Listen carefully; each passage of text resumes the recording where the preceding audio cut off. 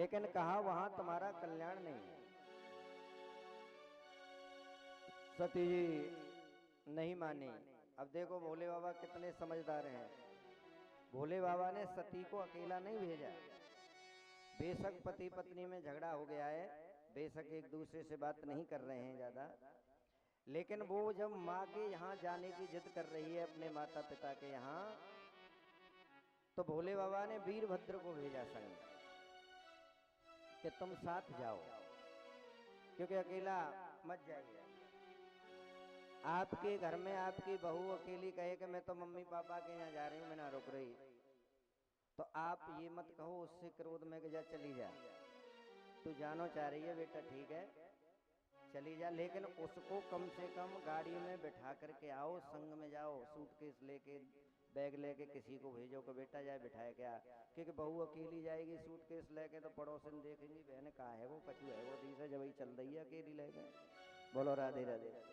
इसलिए झगड़ा भी हो जाए तो भी उसे विदा करके कम से कम वहां तक आओ, जिससे आपके घर की बात घर में ही रहे। भोले बाबा ने विचार किया सती अकेली जाएगी तो सब देखेंगे, वैसे ये लोग हमें चिढ़ा रहे हैं और कहेंगे भोले बाबा कैसे सती जी जा रही हैं अकेली, इसलिए भोले बाबा बड़ी समझदार व्यक्ति हैं। कहा कि वीरभद्र तुम साथ जाओ लेकर के। वीरभद्र साथ में जाते हैं भैया। अब देखिए जब भोले बाबा तो अपना, इसीलिए तो कहते हैं दंदन भोलेनाथ। सती जी आई, दक्ष प्रजापति का राज हरिद्वार है ना, हरिद्वार में कनखल है, कनखल बोलते हैं, वहीं के राजा थे दक्ष प्रजापति, यज्ञ कर रहे थे। उस यज्ञ में सब देवताओं को निमंत्रण है, सब आए हुए हैं, सबका भाग सबके स्थान बने हुए हैं, लेकिन शंकर जी का कहीं स्थान नहीं है, क्योंकि उनको अपमान करने के लिए दक्ष ने ये यज्ञ रचा। अब सती जी गई तो देखो पिता मिले सबसे पहले, पिता ने सती का सम्मान नहीं किया। आगे गई तो सती की अन्य बहनें मिली, सती को देख करके मुस्कुराने लगी। सादर एक मिली यहाँ माता और भगनी मिली बहुत मुस्काता। देखिए तुलसीदास जी की चौपाइयों की बड़ी गहराई है। भगनी माने बहन, बहन कैसे सती से मिली हैं, यूं नहीं मिली, भगनी मिली बहुत मुस्काता। यानी एक तो होता है मुस्कुराना किसी को देख करके, एक होता है हंसना ठाके मारना। कोई आ जाए तो एकदम ठाके मारने का मतलब है जलाना, है आएगो, आएगो देख बिना बुलाए आएगो, ये होता है मजाक करना, उसके दिल को जलाना। तुलसीदास जी ने लिखा है बहनें कैसे मिली हैं, बहुत हंस रही हैं, मजाक कर रही हैं, सती जी का हाथ उड़ा रही हैं कि न्योता नहीं गया है तब भी आ गई है। तो भगनी मिली बहुत मुस्काता, बहुत मुस्कुरा रही हैं, ज्यादा हंस रही हैं, और ज्यादा हंसना कभी कभी किसी का मजाक उड़ाना हो जाता है सामने वाले का। केवल एक माँ ही ऐसी होती है जो बेटी के दर्द को समझती है। कहते हैं कि माँ ने सती को गले लगाया कि बेटी सारे कुशल मंगल पूछे, लेकिन सती ने ये नहीं कहा कि देखो मैं झगड़ के आई हूं मेरे पति नार, नहीं कहा ठीक हूं माँ।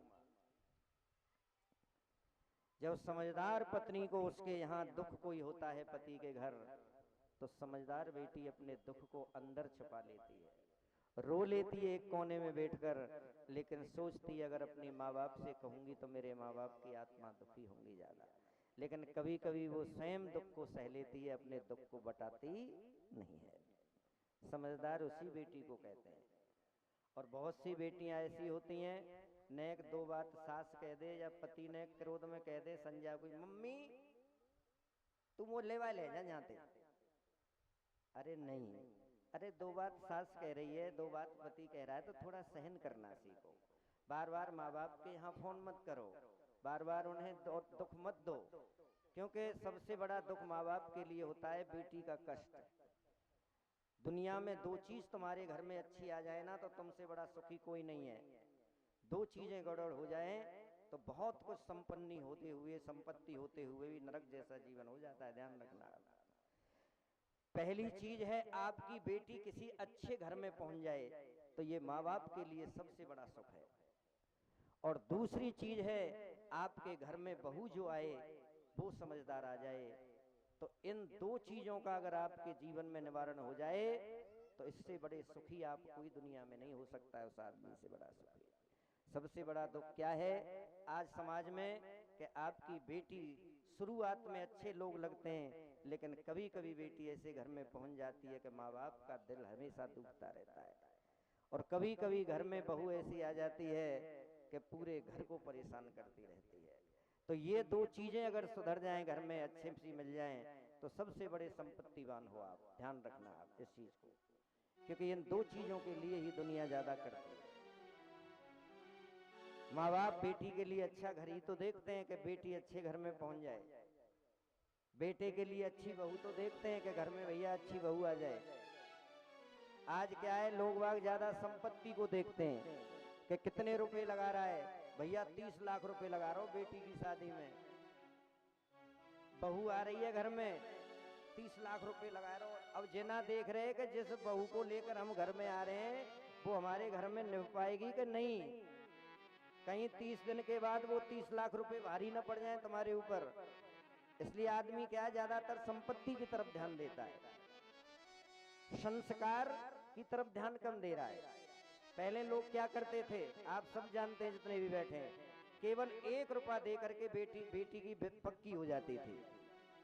और समझदार लोग अगर ज्यादा देते थे तो कहते थे भैया तू 1 रुपया दे दे, लेकिन हमें बेटी दे दे संस्कारी, बस हमें और कुछ नहीं चाहिए।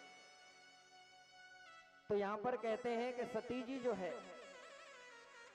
उसकी मां ने कहा कि बेटी तू ठीक है, लेकिन सती का चेहरा दिख रहा है कि सती ठीक नहीं है।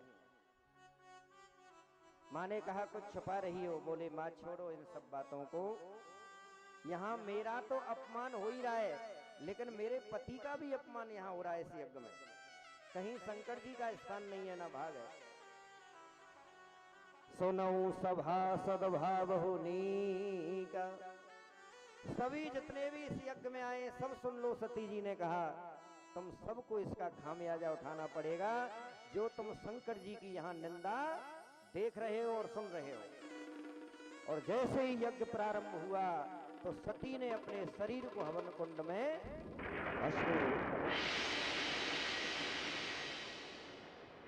सती जी का शरीर लपटों में जलने लगा। वीरभद्र को क्रोध आ गया। वीरभद्र ने अपनी जटाओं में से पृथ्वी पर जटाएं मारी, बड़े बड़े गण प्रकट हो जाते हैं और युद्ध होने लगा। सारे देवता भागना शुरू कर देते हैं। उस यज्ञ के अंदर बहुत बड़ा विध्वंस हो, कोई नहीं बचा, सब भाग जाते हैं। और फिर यह खबर शंकर जी को हुई। शंकर जी आए क्रोध में। भगवान शिव ने दक्ष प्रजापति के सर को अलग कर दिया। ब्रह्मा जी ने स्तुति की, क्षमा करो क्षमा करो, शांत हो जाइए प्रभु। भोले बाबा फिर कुछ शांत हुए। फिर कहते हैं कि कुछ समझाने के बाद दक्ष प्रजापति का जो सर तो चला गया, धड़ था, तो फिर बकरे का मुंह लगाया गया ला करके। इसीलिए कहते हैं जो ज्यादा मैं करता है, अहंकारी आदमी जो है ना, वो ज्यादा मैं ही तो करता है, मैं। इसलिए कहा कि बहुत ज्यादा अहंकार आदमी को बकरे जैसा बना देता है, मैं कर देता। दक्ष प्रजापति। अब देखिए राम कथा तो बहुत लंबी कथा है, अगर आपको एक एक प्रसंग सुनाया जाएगा तो मैं कह रहा हूं कि 9 दिन में एक ही प्रसंग निकल जाएगा। बोलो राधे राधे, क्योंकि बड़ी गहराई की कथा है। तो यहां पर कथा आती है कि देखो सती जी जल जाती हैं। तो अगर कोई मरता है तो जन्म जरूरी है, क्योंकि जिसका जन्म हुआ है उसकी मृत्यु जरूरी है, और जिसकी मृत्यु है उसका जन्म जरूरी है। यही तो संसार है क्रम। भगवान यही तो कह रहे हैं। महाभारत का प्रसंग है, भीष्म पितामह जब लेटे हुए हैं बाणों की सैया पर, पूरे शरीर में तीर लगे हुए हैं, शाम का समय है, सूर्य भगवान छुपने के लिए जा रहे हैं। कुछ किरणें सूर्य भगवान की दिख रही हैं, लालापन है बादल के अंदर। भगवान कृष्ण भीष्म पिता के पास पहुंचते हैं। भीष्म पितामह ने कहा, कृष्ण आओ। भीष्म पितामह ने कहा, कृष्ण मुझे 100 जन्मों की याद है, मैंने 100 जन्म में कोई ऐसा कर्म नहीं किया, फिर मैं इस बाणों की सैया पर इतना दुख क्यों भोग रहा हूं। तब भगवान कृष्ण ने मुस्कुरा करके कहा, पितामहो शस्त्रो न जन्मोच यादः रक्तेन भवोच जन्मनः। हे पितामह, आपको 100 जन्मों की याद है, लेकिन 100 से ऊपर के जन्म की याद नहीं है। मुझे सारी सृष्टि के जन्मों की याद है। आप 100 जन्म की तुम्हें याद है, तुम एक से एक जन्म जो तुम्हारा था तब भी तुम एक राजा थे, चक्रवर्ती। एक दिन तुम अपने रथ पर बैठकर जा रहे थे शिकार के लिए, रथ तेज चल रहा था, तुम्हारे रथ के आगे एक दुमही, जिसे चावड़ कहते हैं ना, सावड़, जिसके 2 मुंह होते हैं इधर उधर, जो धीरे धीरे चलती है। कहा तुम्हारे रथ के आगे एक सावड़ दुमही आ गया। रथ तेज था, अगर तुम घोड़ों को रोकेंगे तो रथ बदल जाएगा, इसलिए तुमने तीर निकाला और दुमही के यूं नीचे लगा और वो यूं उछट जाती है और वो एक झाड़ पर जाकर गिरती है। उसके पूरे शरीर में सैकड़ों कांटे चुभ गए थे और जब उसके प्राण निकले तो उसने यही कहा था कि जैसे मैं दुख उठा रही हूं, एक दिन राजा कभी न कभी किसी योनि में तुझे भी इस तरह दुख उठाना। तब भीष्म पितामह की आंख भर आई, हे कृष्ण, जन्मना जायते भुवनम प्रभु, इस जन्म का जो चक्र है ये बगैर आपकी कृपा के नहीं हटता है। क्योंकि आदमी की जन्म होता है तो मृत्यु होती है, मृत्यु होता है तो जन्म होता है। इसीलिए कहते हैं कि 84 लाख योनियों में जीव को भटकना पड़ता है। आज यहाँ पर देखिए, सती जी का शरीर जला तो उन्हें जन्म लेना पड़ेगा। सती जी कौन बनी है जल करके? शरीर तो जल गया, लेकिन उनका दूसरा जन्म हुआ है हिमालय के घर। मैना उनकी माँ है, हिमालय उनके पिता हैं, और दूसरे जन्म में उनका नाम पड़ा है पार्वती जी। इस जन्म में सती हैं, अब वो पार्वती बनती हैं। लेकिन इधर तो पार्वती का जन्म हो गया, इधर भोले बाबा का क्या हुआ? जब से जाए सती तनु त्यागा, जब से जाए सती तन त्यागा, तब से शिव मन भय हो बैरागा। तब से शिव में भय हो बैरागा। तब से सती ने शरीर त्याग किया, भोले बाबा बैरागी हो जाते हैं और इधर उधर भटकने लगे, कभी कहीं भ्रमण कर रहे हैं। इधर सती जी पैदा हुई, नामकरण हुआ, नारद जी आए।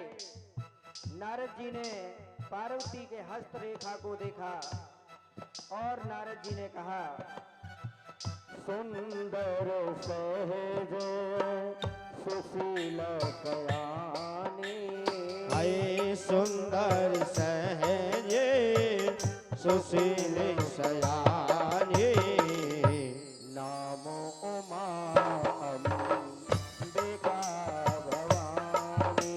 आए नाम उमा अंबिका भवानी। कहा कि इसके अनेकों नाम पड़ेंगे, उमा, अंबिका, भवानी, और तुम्हारी कन्या बड़ी सुशील है। मैना ने पूछा और क्या क्या लिखा हुआ है बाबा, जरा बताओ। नारद जी कहने लगे ये बहुत सुशील है। बोली बड़ी होके क्या होगा, बड़ी होकर के बहुत ही अच्छे पति का वर्ण करेगी। अब माँ को चिंता होती है ना बेटी की, तो मैना कहने लगी इसको पति कैसा मिलेगा महाराज, बता तो दो। तो भोले बाबा के बारे में नारद जी समझा रहे हैं। मैना से कह रहे हैं कि इनको ऐसा पति मिलेगा जो निसंक, जिसका कहीं घरवार नहीं होगा, शमशान में रहता होगा, खाने पीने की कोई व्यवस्था नहीं, बिस्तर की कोई व्यवस्था नहीं, अशंग अनंग। तो मैना कहने लगी नारद जी दिमाग तो तुम्हारा ठीक है, दक्षिणा कम है क्या और दक्षिणा ले लो। मैं भूत प्रेत की व्याख्या नहीं कह रही हूँ, मैं कह रही हूँ मेरी बेटी को पति कैसा मिलेगा। बोले ऐसा ही पति लिखा है इसके नसीब में, और वो भी पति इसे जब मिलेगा जब ये तपस्या करेगी।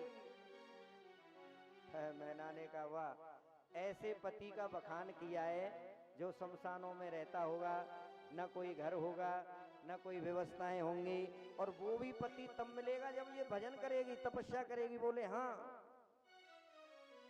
सती जी, वो मैना, पार्वती जी छोटी है ना, मुस्कुरा रही हैं, सोच रही हैं कि तो मेरे पति भगवान भोलेनाथ का ही वर्णन हो रहा है। नारद जी चले गए। सती जी थोड़ी बड़ी हुई मैया। सती जी ने कहा माँ मैं भजन करना चाहती हूँ। बोले नहीं नहीं, भजन क्यों करेगी तू, हम तेरे लिए अच्छे घर की तलाश करेंगे। बोले नहीं, फिर भी मैं कुछ व्रत उपवास करना चाहती हूँ। सती जी व्रत करने लगी। सती जी ने कितना व्रत किया है, कहते हैं कि 3 पारायण किए हैं सती जी ने। जैसे 16 सोमवार व्रत होता है ना बच्चियों के लिए, तो एक बार 16 सोमवार रहो एक चीज से, दूसरी बार सोमवार रहो दूसरी चीज से, तीसरी बार सोमवार रहो तीसरी चीज से। पार्वती ने 3 पारायण किए हैं भोले बाबा को पाने के लिए। अगर अच्छा पति चाहिए तो सती जैसा पारायण करना होगा। पहला पारायण सती जी ने किया है, केवल जल पी करके व्रत रखती थे। जैसे आप व्रत रह रहे हो सोमवार का, तो 1 लोटा जल अगर तुमने भोले बाबा पे चढ़ाया है तो दिन भर में 1 ही लोटा पियो। इसको कहते हैं पारायण। आपको अगर मन की इच्छा पूरी करानी है तो आपको वो नियम करना पड़ेगा।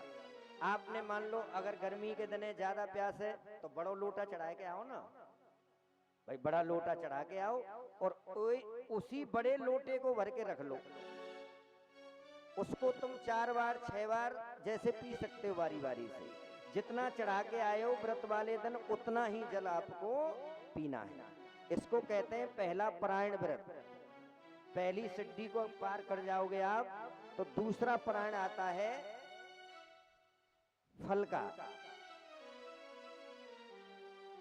पहला पारायण यहां लिखा है रामायण में, कछु दिन बारिद भोग बतासा और करई सती कठिन उपवासा।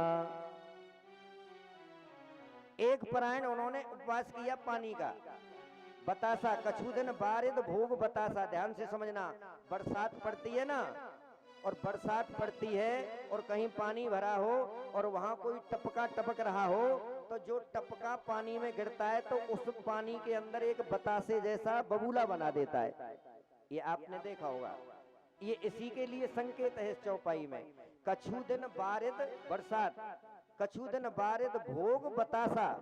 जो पानी की बूंद गिरने से एक बतासा बन जाता है, अगर उसको आप उंगली से तोड़ोगे तो उसमें पानी थोड़ी होता है, नेक थोड़ा सा किनका आपकी उंगली पे लग जाएगा, थोड़ा सा। तो पार्वती जी उस बगुले को फोड़ने से जितना पानी उंगली पे लगे वो केवल इतना पानी होठों पे लगाती थी। ऐसा कठिन व्रत किया है उन्होंने, इतना बड़ा कठिन व्रत है उनका। कछु दिन बारिद भोग बतासा। उस बतासे की बराबर भोग करती थी पानी का। तो ये पहला परायण उन्होंने पूरा कर लिया। दूसरा परायण किया सती जी ने, पार्वती जी ने फल का। जो फल भोले बाबा पे जैसे बेल पत्र चढ़ाते हैं, भोले बाबा पर फलों में केला चढ़ा देते हैं, बहुत सी माताएं आलू चढ़ा देती हैं, कच्चा आलू। भोले बाबा कहते हैं जिस फलों को, जिस चीज को कोई देवता ना ले, भाई तुम मेरे पास ले आओ, मुझे चढ़ा दो, मैं खुश हो जाऊंगा उससे। इसीलिए तो भोले बाबा पे कच्चा आलू रख देते हैं। अगर उबलो भय हो तो वे नेक छुप के नहीं नुकाए के खाऊ सकते हैं भोले बाबा। अब कच्चे आलू को भोले बाबा क्या करेंगे। लेकिन फिर भी भगवान कहते हैं कि जिस चीज को कोई देवता ना ले, भाई मोह दे। आग के फूल चढ़ाए जाते हैं भोले बाबा पर, तिल चढ़ा देते हैं, काले तिल, चावल चढ़ा देते हैं भोले बाबा पर। इसीलिए तो भोले बाबा कहते हैं कि जिसे कोई ग्रहण ना करे उसे मुझे दो। इसीलिए तो ये भोले हैं। तो दूसरी बारी में सती जी ने जो व्रत किया है वो फल का किया है। भोले बाबा पर जो फल चढ़ाती थी उसी फल को वो ग्रहण करती थी। तो आप अगर भोले बाबा पर, ये नित्य का जो नियम है 16 सोमवार किया जाता है, ध्यान रखना। अगर पहले सोमवार में आपने केला चढ़ाया है तो फिर 16 सोमवार केला ही चढ़ाइए और उसी फल को ग्रहण कीजिए। जो भोले बाबा पर आपने चढ़ाया है, पूजा करने के बाद उस फल को वहां छोड़ो मत, फिर उसी फल को ले जाओ और उस फल को चाहे तुम एक बार में खाओ, चाहे फिर उसे 2-3 बार में खाओ। ये दूसरा परायण होता है इच्छा पूर्ति का। और तीसरा परायण क्या किया है सती जी ने? सूखे पत्ते खाए हैं तीसरे परायण में। अपना नाम भयो यहाँ ताता। पार्वती का एक नाम पड़ा अर्पणा, क्योंकि जो बेल पत्र के सूखे पत्ते गिरते थे वो उन सूखे पत्तों को भोले बाबा पे अर्पण करती थी और फिर उनको पीस करके थोड़ा सा जल में डाल करके पी लेती थी। ये उन्होंने तीसरा परायण किया। जब 3 परायण हो गए और इधर एक तारकेश्वर नाम का राक्षस पैदा हो गया जो देवताओं को परेशान करने लगा। देवताओं ने कहा कि भाई इसकी मृत्यु उसके हाथ से लिखी है, इसे कोई नहीं मार सकता है। इस दानव की मृत्यु लिखी हुई है भोले बाबा के पहले बेटा से। तो अब पार्वती का ब्याह होगा तभी तो पहला बेटा होगा, और वो पहला बेटा उस राक्षस को मारेगा तब देवता सुखी होंगे। तो अब देवता चक्कर लगा रहे हैं कि जल्दी से शिव पार्वती का ब्याह हो और इस राक्षस का मरण। सब देवता मिलके नारद जी के पास गए, कहा महाराज आप भ्रमण करते रहते हो, जल्दी से ब्याह कराओ भोले बाबा का। नारद जी ने कहा भैया देखूंगा, दुल्हन तो देखने दो, भोले बाबा के लिए तलाश तो करने दो। तो देवताओं ने कहा पार्वती जी तप कर रही हैं। नारद जी तो जानते थे तप कर रही हैं, लेकिन नारद जी ने कहा सप्त ऋषियों से परीक्षा तो करा लो, वो भोले बाबा को ही चाहती है या उसका मन अभी डगमग है। तो सप्त ऋषि परीक्षा करने के लिए गए और सप्त ऋषियों ने कहा कि बेटी आप किसके लिए भजन कर रही हो? कहा कि भोले बाबा को पाने के लिए। कहे मुनि बृहस गुण मृदवानी, सुता तुम्हार सकल गुण खानी। बेटी आप तो सकल गुणों की खानी हो, फिर आप भोले बाबा को क्यों पाना चाहती हो? भोले बाबा के पास क्या है? अब देखो किसी को ब्याह है बार हो तो तोड़वे वाले आ जाते ना बीच में, चुगली करने वाले। अब ये सप्त ऋषि चुगली कर रहे हैं पार्वती से। पार्वती से कह रहे हैं अरे बा के संग काय ब्याह कर रही है? बाप है, ना घर है, ना द्वार है, ना पहरवे की कोई व्यवस्था है, ना घर ना खाएवे की। बेटी तुम उसे पाने के लिए क्यों भजन कर रही हो? अरे तुम ब्रह्मा से विवाह करो, विष्णु से विवाह करो, इंद्र से, वरुण से, ये देवता हैं जिनके पास स्वर्ण के मकान हैं। यानी सप्त ऋषि पार्वती के मन को देख रहे हैं कि इसका मन बाकी में ही भोले बाबा में ही है या बदलेगा। तो पार्वती जी सुनती रही। जो पक्का निर्णय कर लेता है कि मुझे इसी घर में ब्याह करना होता है तो फिर वो किसी की सुनता नहीं है। तोड़ने वाले बहुत आते हैं, बेटी वाले थे कहेंगे अरे तुम माँ ब्याह करा, अरे भूखी मर जाएगी छोरी, छोरा ना है कछु करे, संजाऊ पोइया पी के और आ जा, तो तुम्हें क्या पता, हमें मालूम है भाई घर की। अब देखो तोड़ने वाले आ जाते हैं, शादी विवाह कहीं हो रहा हो, और ऐसा समाज में अक्सर होता है। लेकिन जो समझदार व्यक्ति होते हैं वो फिर अपनी बुद्धि विवेक से चलते हैं। अब देखो भोले बाबा की शादी अभी तो कोई बात ही नहीं चली, अभी तो वो सप्तऋषि तोड़ने के लिए आगे के सती के मने कैसे भोले बाबा में से हटाओ। कहा कि उनके पास क्या है, ना घर है ना द्वार है, नशा कर लेते हैं इधर उधर, कहीं शमशान में सो जाते हैं, कभी कहीं, तुम वहां सुखी थोड़ी रहोगे। तो पार्वती जी ने बड़ा अच्छा जवाब दिया, जेही को मन राचे तहां तेही से तेही सन काम। ऋषियों, जिसका मन जिसमें लग जाता है उसको उसी से काम होता है।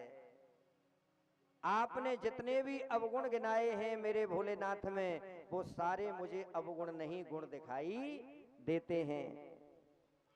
मैं तो केवल शंकर जी से विवाह रहूंगी, करूं विवाह शंकर तन साई, नहीं तो रहूं यहाँ क्वारी माही। या तो मैं जीवन भर क्वारी रहूंगी, नहीं तो शंकर के ही संग विवाह करूंगी। आप अपने समय को व्यस्त मत करो, जा सकते हो महाराज। ऋषियों ने विचार कर लिया कि सती जी वास्तव में शिव को पाना चाहती हैं। नारद जी इत्यादि ऋषियों ने भोले बाबा से कहा, महाराज विवाह की तैयारी करो। बोले कहाँ? बोले तुम्हें पाने के लिए पार्वती जी तप कर रही हैं। भोले बाबा को अब ब्याह की, अब ये थोड़ी है कि भोले बाबा खुश है जाए कि ब्याह है बारो मेरो, वो तो अभंग है, बैठे हैं। भोले बाबा समझ रहे हैं कि देवताओं मेरा ब्याह तो तुम क्या कराओगे, लेकिन तुम अपने स्वार्थ के लिए लग रहे हो, मैं जानता हूँ। भैया मेरे लायक कोई दुल्हन हो तो देख लो। बोले हमने तलाश कर लिया है। तो बोले उनके घर वालों को देख लो। अब देखो बिचौलिया कौन है इसमें? नारद जी। इधर तो भोले बाबा को तैयार किया, इधर हिमालय के यहाँ जाकर के सारी बातें बताई और दोनों का विवाह तय कर दिया। भगवान शिव के विवाह की तैयारी होने लगी। कैलाश के ऊपर सब बराती सज सज करके आ गए भैया। आपने देखा है बारात जाती है तो बराती कितने सजते हैं। अगर नाती को ब्याह हेरो हो ना तो बाबू धोवती कुर्ता में नील लगा के तैयार कर लें तो बोलो राधे राधे, होता है या नहीं? सबसे बड़ी खुशी होती है कि नाती की बारात जा रही है, सब खुश हो रहे हैं। देवता बड़े बड़े सोने के मुकुट चमकीले कपड़े पहनकर आ गए। अब देखो बाराती तो सज सज के आ गए, लेकिन दूल्हा तो ऐसे ही बैठे। भोले बाबा को क्या सजना है? ब्रह्मा जी ने कहा भोले बाबा के भूत प्रेतों से के जाए सजाए तो ले भोले बाबा है, भूत प्रेत कैसे सजाएंगे? अब देखो श्रृंगार करने लगे। कैसे कर रहे हैं? सेवही शंभुगण करही श्रृंगारा, सेवही शंभुगण करही श्रृंगारा, जटा मुकुट हरि मोर सवारा, जटा मुकुट हरि मोर सवारा। भोले बाबा का श्रृंगार किया गया। कैसे? जटाओं को बांध दिया, कानों में कुंडल की जगह बिच्छू लटका दिए कि ये कुंडल हो गए, बाजुओं में बाजू बंद की तरह सर्प के बच्चे बांध दिए, शरीर में पाउडर की जगह भस्म लगा दी। दूल्हा घोड़े पर बैठ के जाता है ना तो नंदी को तैयार कर दिया। दूल्हा जब जाता है तो उसके हाथ में एक कटार होती है, लोहे की सी कटार। भोले बाबा के हाथ में त्रिशूल दे दिया और भोले बाबा बैठ जाते हैं एक नंदी पर। बारात चलने लगी। भोले बाबा बन गए दूल्हा, संग सुघड़ बताती चल रहे हैं। भोले बाबा बन गई दूल्हा, संग सुघड़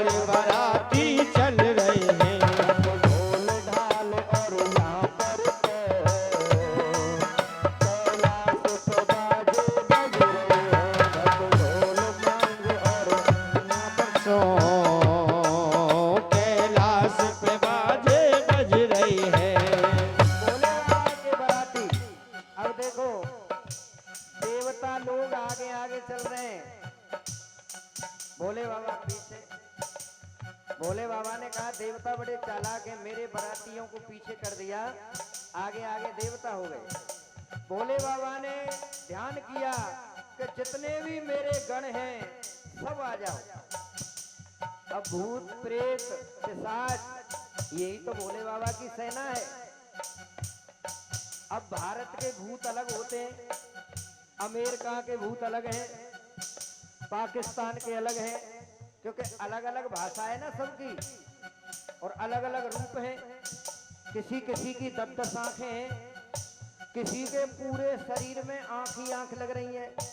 जैसे लाइट जलती है ना शादी में डिस्को भांगड़ा, लाइट जलती है जैसे, तो पूरे शरीर में आंख ही आंखें वो एकदम लाइट का काम कर रही हैं। कोई लुढ़कता जा रहा है, कोई ऊपर ही आकाश में उछल रहा है, क्योंकि भूत प्रेत है ना। पूरी दुनिया के भूत प्रेत इकट्ठे हो गए कि आज हमारे मालिक की बारात जा रही है तो हम पीछे क्यों रहे।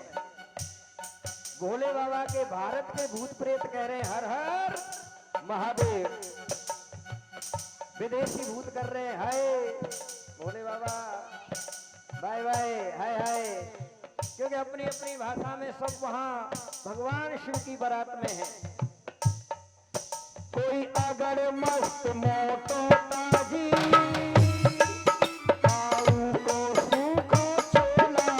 काहू को सुको चोला है, काहू को सुको चोला है। और कोई सुल्फा चिलम लगाए रहो, कोई खाए भांग के गोला, खाए भांग के गोला है, कोई खाए भांग के गोला है। मद मस्त में सब तो झूम रहे, कैलाश तो बाजे बज रहे। हो गए मस्त में लगे अन झूम रहे, कैलाश पे बाजे बज रही है। बन गए दूल्हा, संग सुगड़ बराती